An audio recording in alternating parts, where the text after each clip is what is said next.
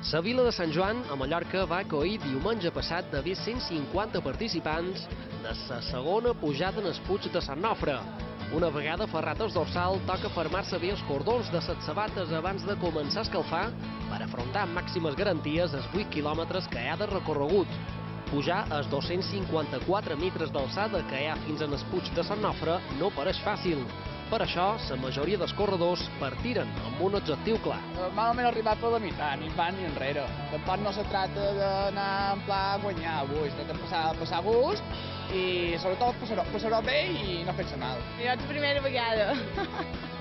M'han obligat un poc, però bueno, l'objectiu és xipar. Xipar antes d'aquí ja vinc la meta. Arribar és el meu objectiu perquè jo no estic avasada de curses tan curtes i sé que la gent va molt aviat. Acabar-la sense treure fetge, jo crec que manco si pogués acabar més una horeta o això, estaria ben content.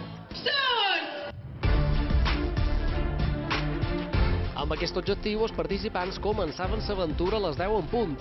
Per davant els esperaven 8 quilòmetres per camins de terra i pinar, però sobretot uns paisatges espectaculars, com aquest.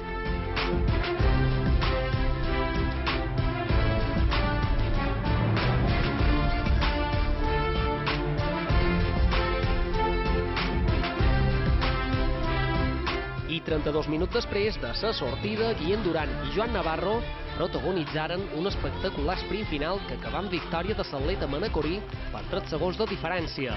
Un Guillem Duran que va notar la falta d'experiència en carreres de muntanya i va arribar fos en el final del recorregut. La veritat que m'he trobat molt malament.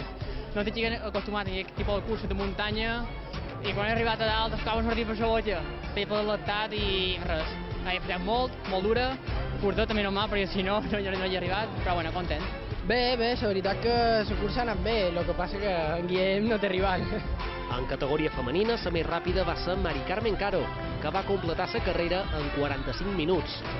M'he sentit molt bé, em van dir surt poc a poc i he sortit en poc a poc. Hi havia una bona pujada, un parell de pedres, però molt guapo. D'allà dalt veus unes vistes, veus mig Mallorca. 1 hora i 9 minuts després del començament de la competició, arribaven els darrers participants. Els corredors ja esperen que arribi l'any que ve la tercera edició de la pujada en el Puig de Sant Nofre. No som els darrers! No som els darrers! No,